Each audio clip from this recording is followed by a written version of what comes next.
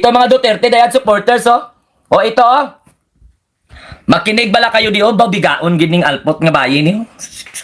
Ginang pamuyayaw siya, iya, oh. Nan. O, pamakinig kayo, ha. Lahi nyo ni mga DDS. Isa ninyo siya sa mga bayani.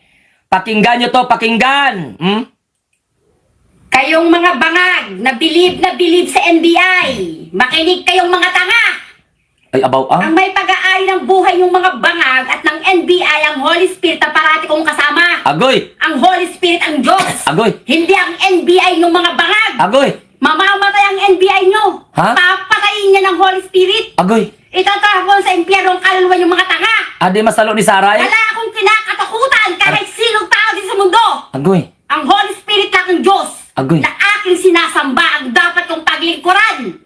Hindi kayong mga bangag. Agoy. Kayong mga bangag. Hindi puta, ano na natabo? Sini man nagkaon ko ng tambo niya eh.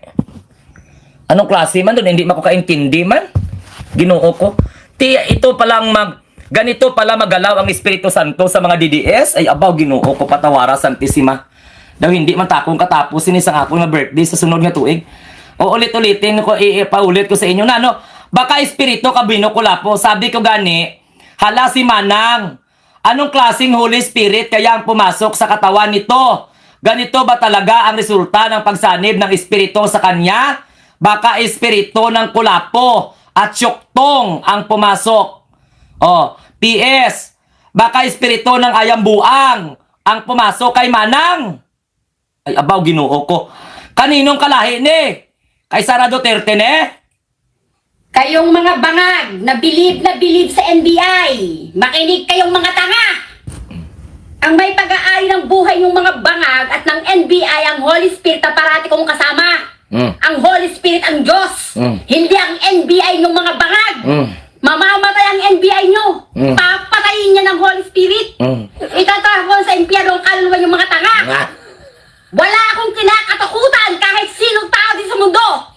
Ang Holy Spirit lang ang Diyos na aking sinasamba ang dapat kong paglingkuran. Hindi kayong mga bangag. Kayong mga bangag. Di puga. Kaya nyo na ipagmalaki? Hindi nyo maamin mga Duterte diyan supporters niya, kalahi nyo na? Sa bagay, gindinay gani ng mga vlogger yung founder ng Peanut Gallery. Wow, ginoo ko daw mga ayambuang tanak ko maglurob ni mga tao nga ini, oh. 402 viewers, 82 na lang. Tido 300 kita na mga DDS dito sa channel. Di puga, Santissima. Ay, ano natabo sa mga DDS? Something wrong. Sabi ni Ma'am Mildred. Do hindi ta kabayad sa utang, tani kung ganito lang ang makaharap natin man. Kung ganito makaharap natin palagi araw-araw ng mga Duterte diyan supporters, di po ta daw hindi ta makabayad ka utang ta. Pati ang mga Holy Spirit, mga kasama nila. Ano ang klase ka Holy Spirit? Espiritu sang syuktong kag binokulapo, tandu ay ram kag mga Daniel Jack Daniel. Espiritu kalambanog, espiritu kalanggawan. Araw-araw na lang. Gapaugtas gid kamo iya. Araw-araw na lang. Wala kayo ibang iniisip, magpaugtas gid kamo. Oh, dagdagan pa ng tananing. Oh, ito pa, oh. Ito pa, oh. Bot lang ginoo ko. Santissima Trinidad. Ito pa mga kamunting tinig, oh. Ay, ito pa, oh. Ambot ano nga sound ang ginagay ko dito, ah. Wala naman niya sound system, ah. Ano nangyari dito? May sound ti. Kaya no? Si Bato. Pinagbabato. Ang binato. Ang bumato.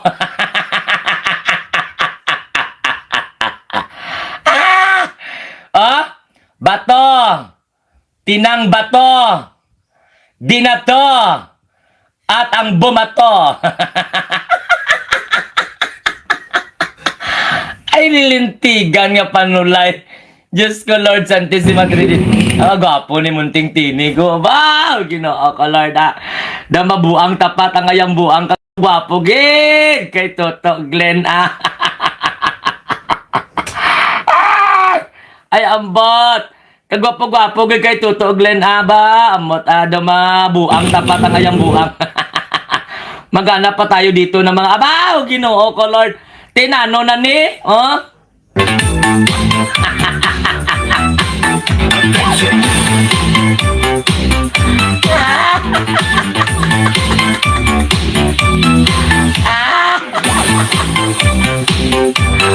Maimpis na talaga si Sarah. Ha?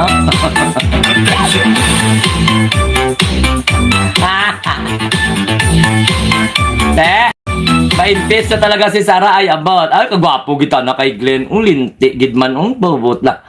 Bakit ito mga silibiste? O pamigay ka 500. Oy, nano man!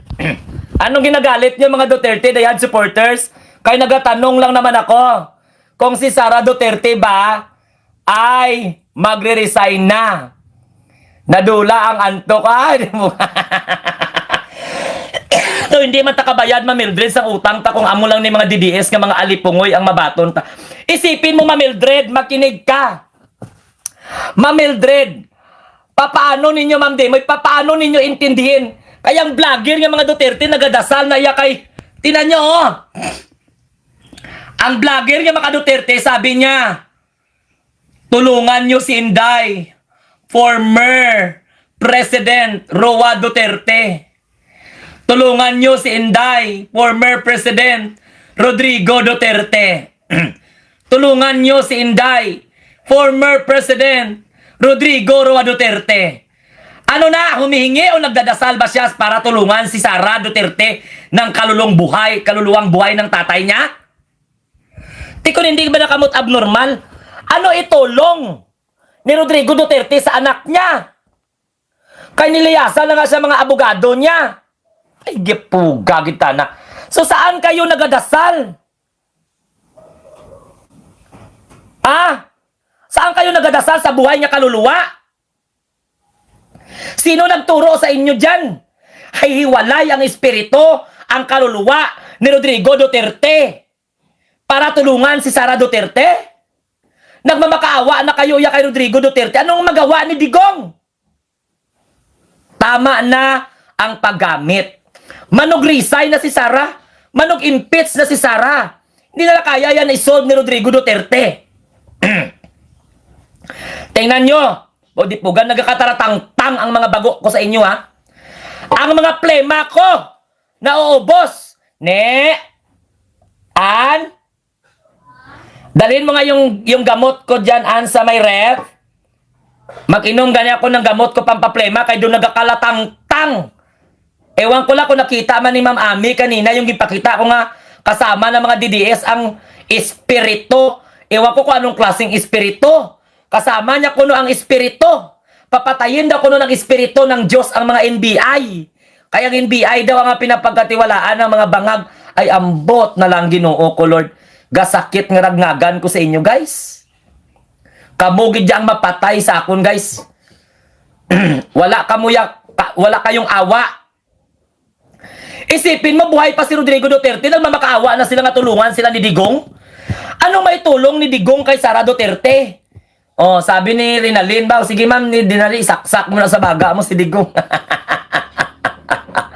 Ay ambot. Kaya nga kayo pinagtatawanan na lang. Oo, malapit na si Sara Lustay na malusaw. Oh, nakakatawa na lang po sila para mga tingo. Diba? Isipin mo. Isipin nyo mga kamunting tinig. Nagmakaawa silang tulungan ni Rodrigo Roa Duterte si Sara.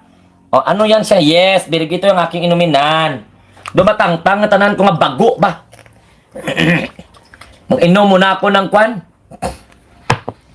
Oh, Ising Mariano. Ang pangalan sini Vitex Negondo Lagondilef.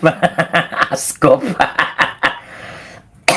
Bao, ambot lamang. Ito yung ginakonsumo ko kay parang lahat ng mga plema ko matanggal. Nag-inom muna tayo ng gamot. Pero nagkakaratang-tang, manda ng aton ng mga sakit. Pakiramdam ko ya lahat ng mga sakit ko sa mga katawan ko, mabubuhay. Dahil lang sa mga DDS ba? Pero ang ano ko lang, ang consolation ko lang, pag mainis ako yan, nagagwapo ko ya.